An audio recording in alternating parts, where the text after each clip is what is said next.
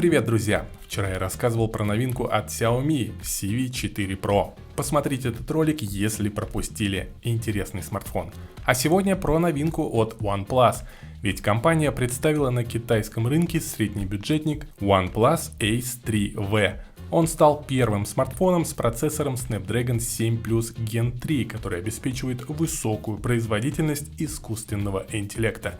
Давайте рассмотрим новинку подробнее, насколько она производительная. Подписывайтесь на канал, поехали! Дизайн новинки не стал сюрпризом, поскольку его раскрыли еще до презентации. Телефон получил вертикальный блок камер с кольцевой вспышкой и фиолетовую расцветку. В остальном дизайн самый обычный, классический можно сказать. Корпус с защитой IP65 от пыли и брызг, задняя крышка сделана из стекла. Передняя часть смартфона покрыта плоским OLED-экраном на 6,7 дюйма, экран 120 Гц, яркость до 2150 нит.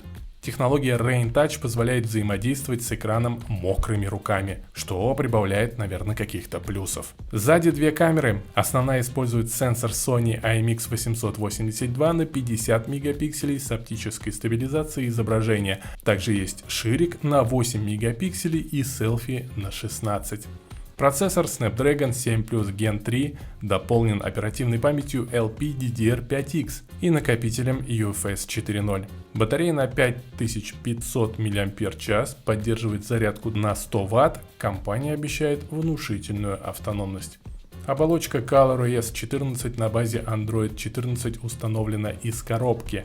Смартфон будет получать 3 года обновлений и патчи безопасности будут прилетать в течение 4 лет.